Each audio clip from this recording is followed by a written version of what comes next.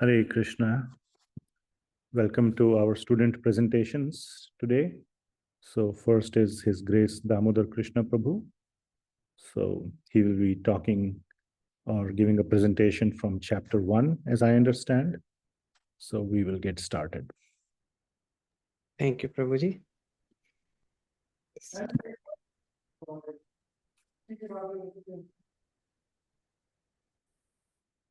So we'll start with Mangala Charan prayers for invoking auspiciousness. Before starting anything, we pray to the Lord for the successful completion of the discussion. So that is called Mangala Charan. Om Ajnanatimirandasya Jnananjana Shalakaya Chakshurunmilitam Yena Tasmai Shri Guruve Namaha.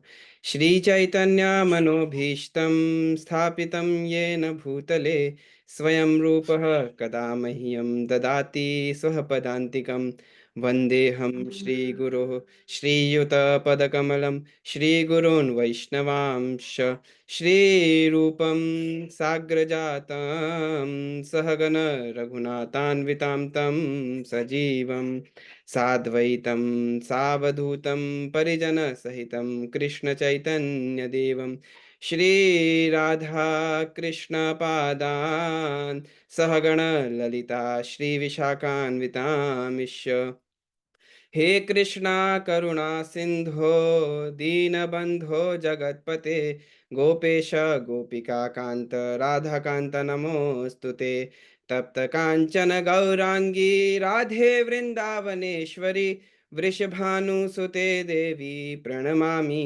हरिप्रिये वंशकल्पतरुभ्यश्च कृपा सिन्धुभ्यैव च पतितानां पावनेभ्यो वैष्णवेभ्यो नमो नमः।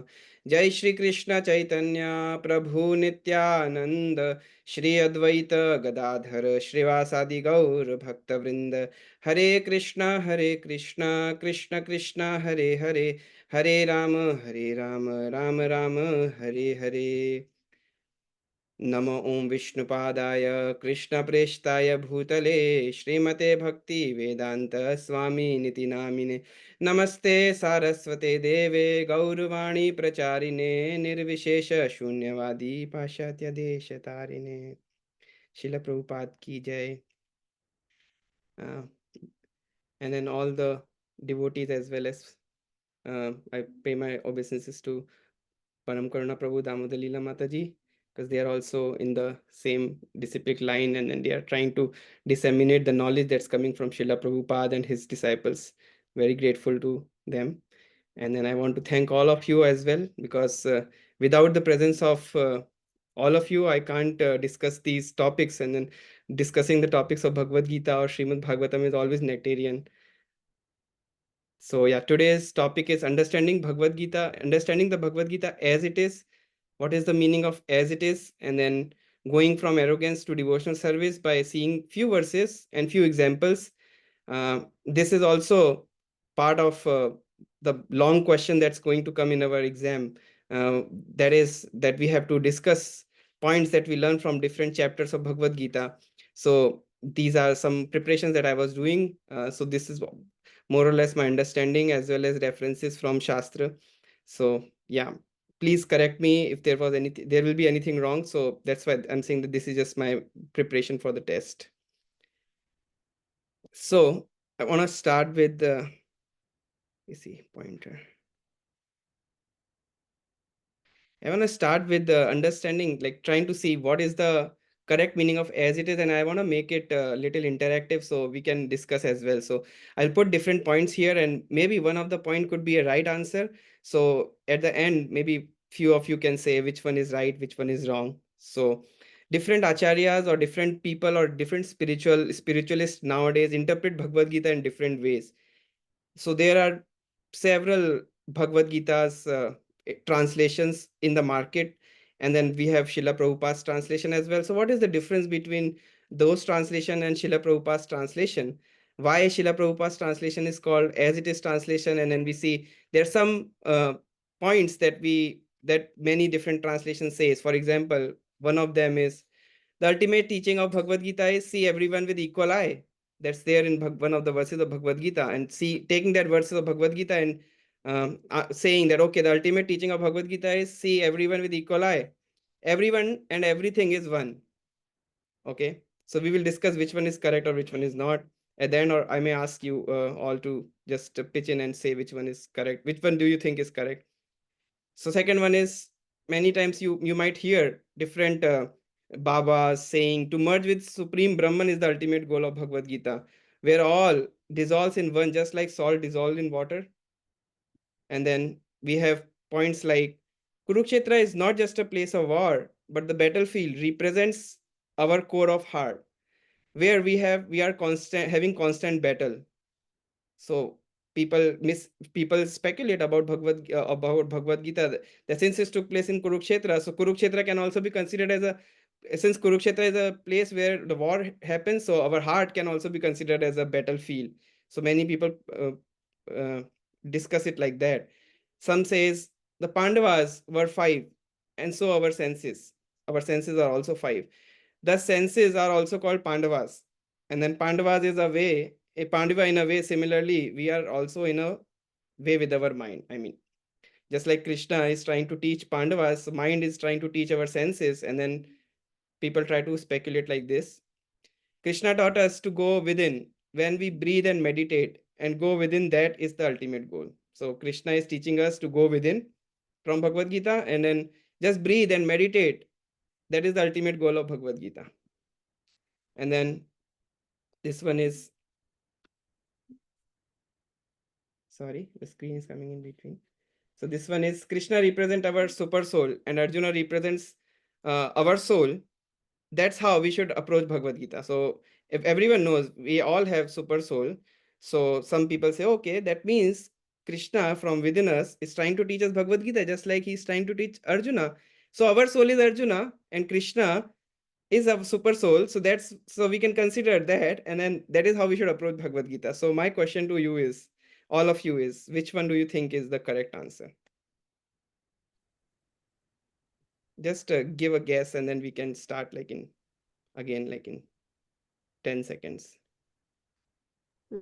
None. Hare Krishna, I don't think any one of them is accurate here.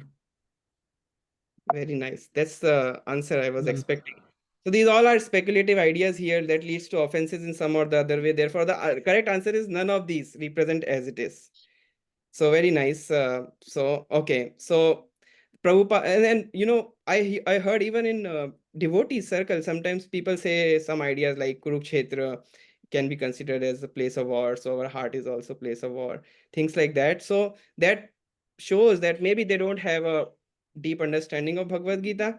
That's why they are saying. But the thing is, none of these represent the correct answer. Like Prabhupada says, Pandavas means 5 senses. Well, in which dictionary you will find this is going on, this rascaldom is going on? If you will give up this rascaldom, simply read Bhagavad Gita as it is, then you will become successful in life. That is our preaching Krishna consciousness. Another place Srila Prabhupada says, everyone knows there is a place Kurukshetra, and you all visited recently to a place called Kurukshetra. You saw Kurukshetra, and then many devotees were there with Param Karuna Prabhu. And then, so from time immemorial in Vedic literature, it is mentioned about Kurukshetra. Mm-hmm. Oh, okay, that's okay. So and then this is one of the Sanskrit. It says Kurukshetra dharmam archaret. Go to Kurukshetra and perform ritualistic ceremonies there.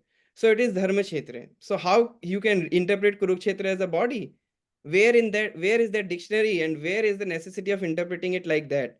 There is no necessity. Interpreting is required when the meaning is not clear. But if the meaning is clear, why should you interpret it unnecessarily? So the point here is, what is the meaning of as it is?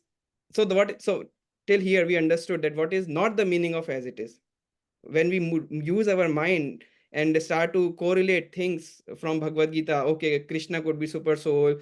It could be true, but we are not Arjuna. Our soul is not Arjuna. We are a separate individual, and Arjuna is a separate individual. So one thing could be true, but the other thing is not true. So there are many interpretations like that, and then what Srila Prabhupada says about what is as it is meaning. It means if we read Bhagavad Gita in the spirit of understanding like Arjuna, the perfect disciple, and if we accept the advice and the instruction of Krishna, the perfect teacher, then we should know that we have understood Bhagavad Gita. So the point here is we are not Arjuna, but we can follow in the footsteps of Arjuna by understanding Bhagavad Gita as it is, by taking Krishna as a supreme personality who was present 5,000 years ago on this planet. So in that way, if we try to understand Bhagavad Gita, we can understand Bhagavad Gita. So that was the as it is meaning.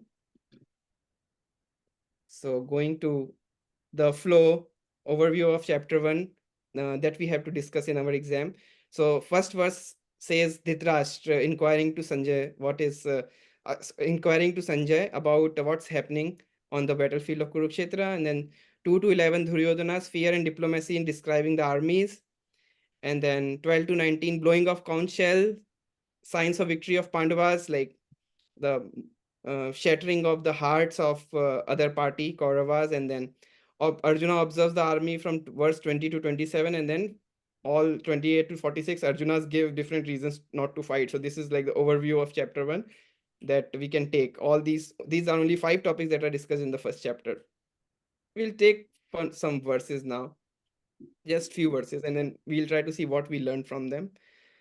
First is Dhritarashtra Vacha Dharma Chetre Kurukshetre Samavetayu Mamukah Pandavaschavya Kim Akurvata Sanjaya. So I try to remember verses nowadays like this because we have ChatGPT and then we have Prabhupada's synonyms for every word. So we can get the Hindi meaning of every word from Prabhupada's synonym. So yeah, Dharmakshetra Kurukshetra, in the holy land of Kurukshetra, in the place which is called Dharmakshetra, assembled and desiring to fight my sons and the sons of Pandu, certainly. What did they do, O Sanjay? So Dhritarashtra here is asking Mamakaha Pandavasya. So we have heard that from every verse of Bhagavad Gita, we can learn something or the other. So what do we learn from this verse? It says Dhritarashtra was partial to his son and separated his nephew. So he's saying Mamaka Pandavasya. Me, his, me, mine, what things belonging to me, this house, this land, this kingdom, me, and then Pandavas, like your, and this belongs to you. So all these things we learn from this verse that we should leave the mentality of me, mine, and your, because everything belongs to Krishna. When we leave the mentality that when we leave the mentality me and mine mentality, everything belongs to Krishna.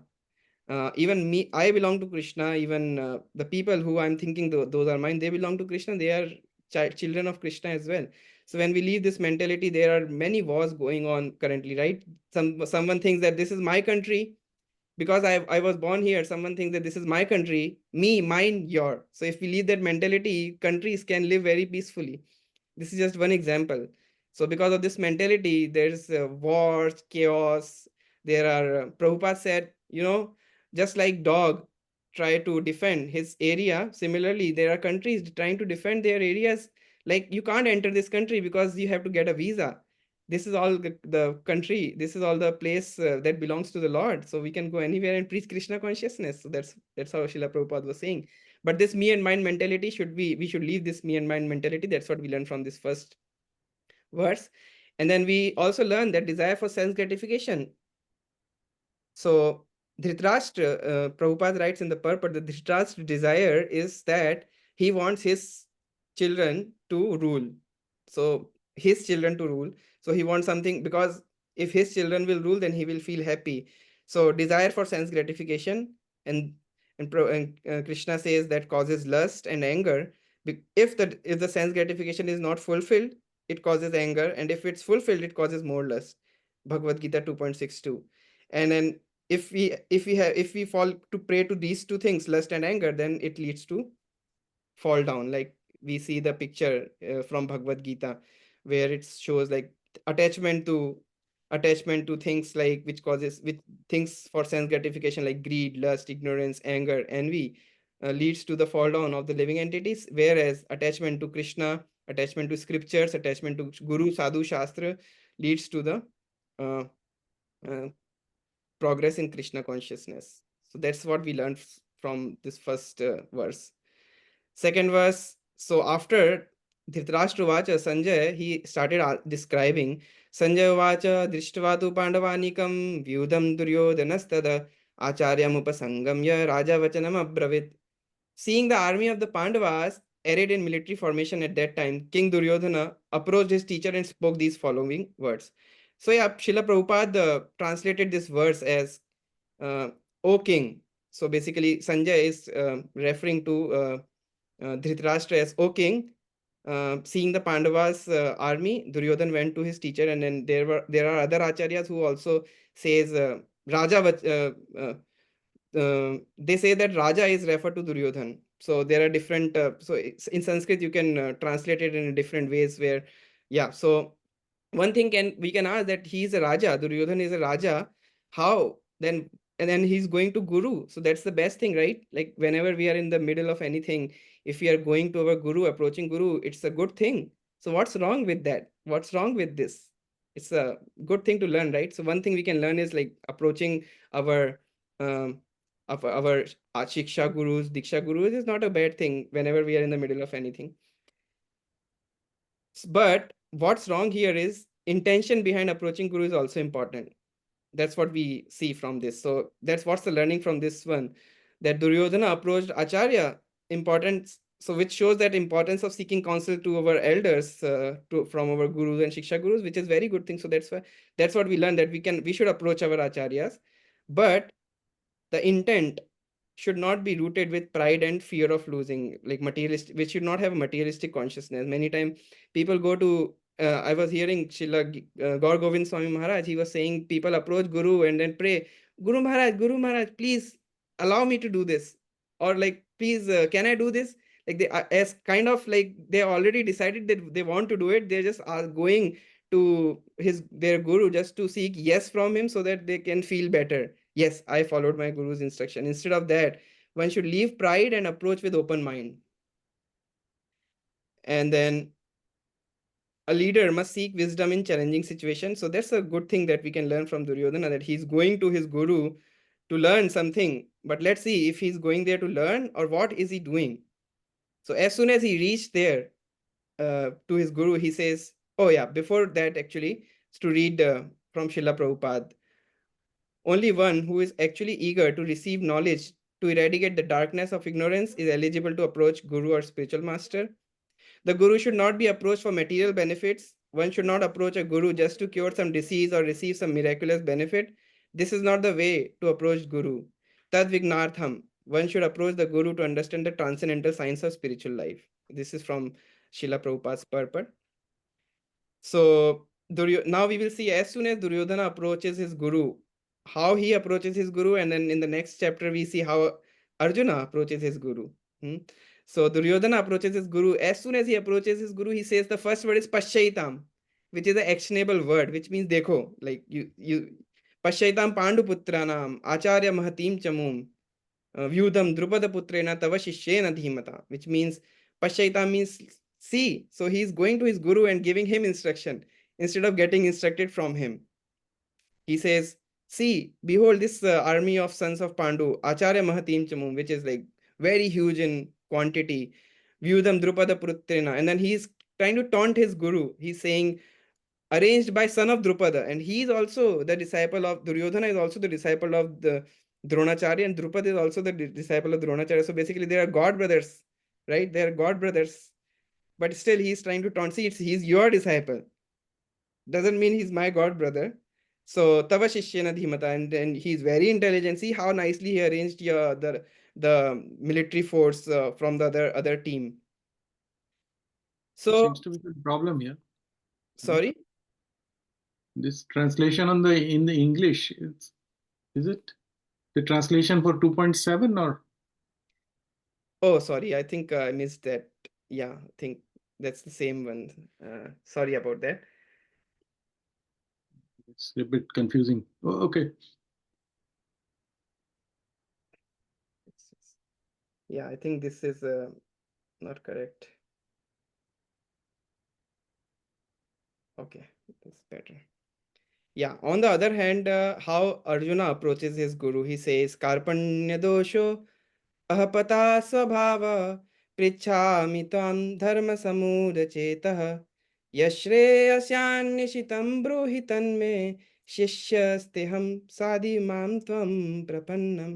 So he's saying Karpanya dosho. He is like saying, I am completely bewildered because of the Karpanya dosh. And now I am completely surrendering unto you. Prapannam. He is saying, I am surrendering unto you.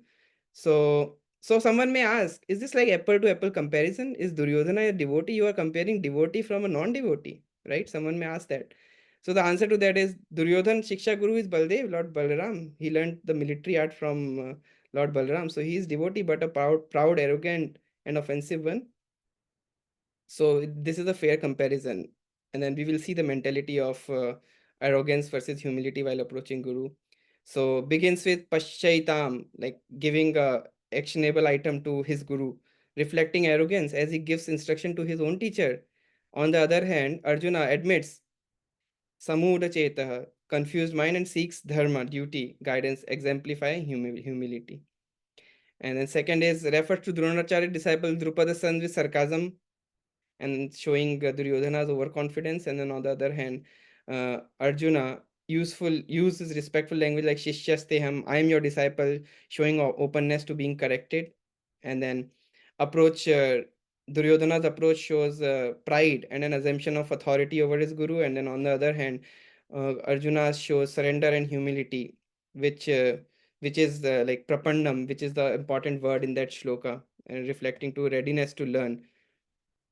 So finally, just summarizing that, what do we learn from these different characters that we just saw about? Dhritarashtra shows we learned that attachment blinds dharma. So he because of the uh, extreme attachment to his sons, he is completely blind what is right, what is wrong.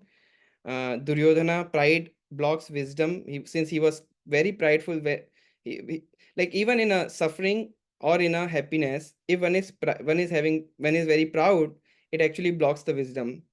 Everything that is happening to us is trying to teach us why should we go back home, back to Godhead. Sometimes we are suffering, and then because Mayadevi trying to teach us that go back home, back to Godhead. Sometimes we are in happiness because we are trying to forget Krishna. But if we are proud in happiness, or if we are proud in suffering, in both time it will blocks the wisdom. So that's what Duryodhana is teaching us. Arjuna is teaching us that surrenders leads to clarity and ultimately love of Godhead. And thing is that less pride leads to stagnation and humility leads to transformation. Thank you so much.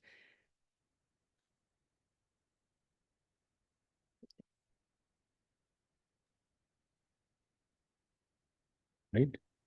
Thank you so much. Thank you, Damodar Krishna Prabhu. Very nice presentation. Do devotees have questions or comments? Please go ahead.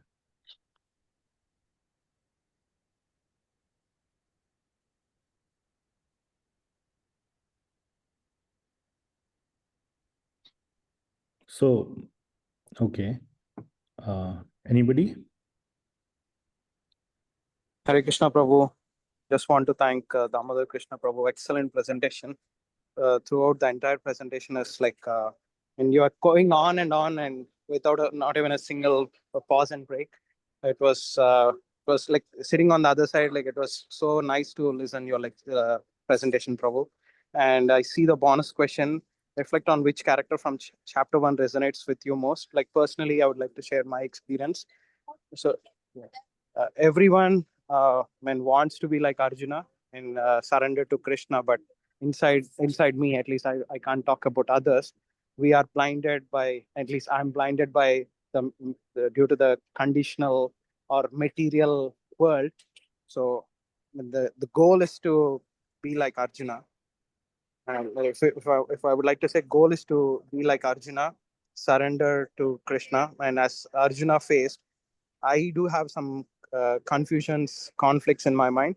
Hopefully, with with teachings of Srila Prabhupada and Guru Maharaj, we'll reach there. Thank you very much for your presentation, Prabhu. So much for those comments, Prabhuji. Prabhuji, may I go ahead? Yes, please. Prabhuji, amazing presentation. Lot of effort for the PPT. Everything was so meticulously made. It was simply amazing. And I like that part. What intention one may approach Guru. That part was very amazing. So that Duryodhana, this part of Duryodhana Arjun, this was very amazing because see, his one way his Guru was Baldev, Balram himself, the Adi Guru. And Yes. yet Duryodhana had evil intentions. He asked a very similar question to his Guru, and Arjuna also asked a similar question to Krishna. But the way, the mood, and everything completely made the difference. Yeah. That is simply amazing point which I take. So this that character resonates with me amazingly. That sometimes, at times, I also do that. Intention behind the question is very different. So amazing class, bro. Amazing presentation. Thank you, sir.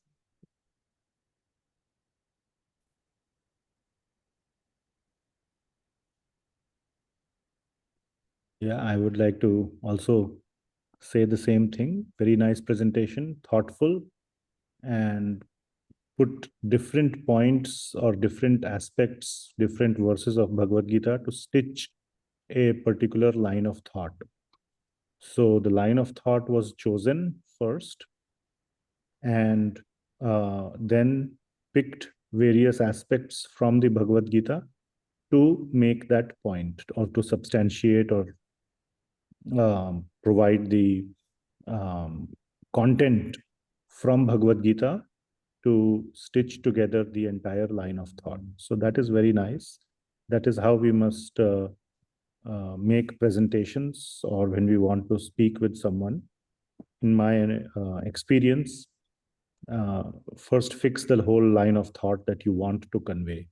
And then content-wise, once one is very familiar with the content, then pick from wherever the content suits the or supports the line of thought. So I think the other thing is, again, time, obviously time constraint was there, but if there is no time constraint, then one thing you could consider is to explain a little bit more. For example, in the very first slide where you had the 5 or 6 different interpretations of Bhagavad Gita. So instead of stopping, and you did explain about Pandavas and or Arjuna and Super Soul, Krishna. So in each of the other ones, as you said, none of them is correct. What is the flaw or what is the fault in each one of them? That would additionally help those who are maybe believing in one of those incorrect understandings. Just saying that this understanding is not correct is not sufficient. One should also provide reasoning why that is incorrect or not fully incorrect, but half incorrect. Like you mentioned for Arjuna, we are not Arjuna. Krishna is definitely Super Soul. So again, it was because of time constraint, and therefore I know that you skipped it. I'm just saying that leaving no doubts in the minds of the audience is a very important thing. We can say what the point we are trying to make. As a audience, there will be always counter questions. But what about this? But what about that? So the audience, a open-minded listener, is trying to make sense of what one is saying by overlaying it on top of their existing understanding, if there is one. So to correctly fit on top of their existing understanding, that is the best, because then what we are trying to convey will sink in. Otherwise, it may leave like, okay, I heard this, but I already knew these other things, but how do they fit with each other? So we must make an attempt to, again, I'm not saying that that's in the real scenario, but we must try to leave the audience with an integrated understanding of the concept, which means to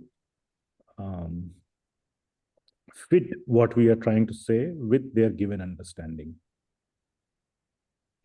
So these are just some points I wanted to convey.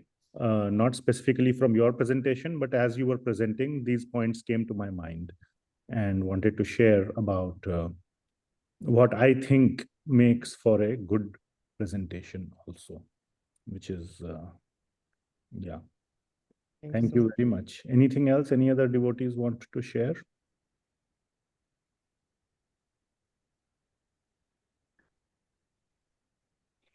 Okay. Thank you, Damodar. Go ahead. Sorry. I wanted to just point out, since you have chosen just a few verses to drive home your point, but one of the major aspects of chapter 1 is that Vishad. That Vishad has been a little bit left out. Vishad part. So I kind of feel that chapter 1 without the mention of Vishad, Arjun's Vishad is little bit.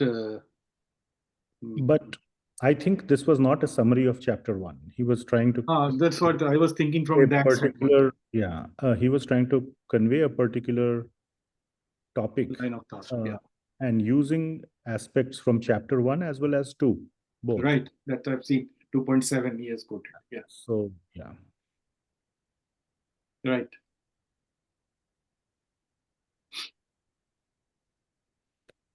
Right.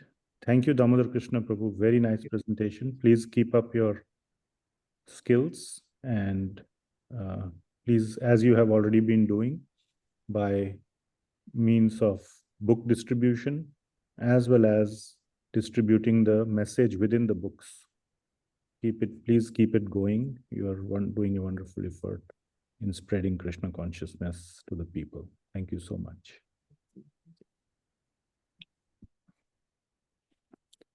Okay. I will stop here the recording.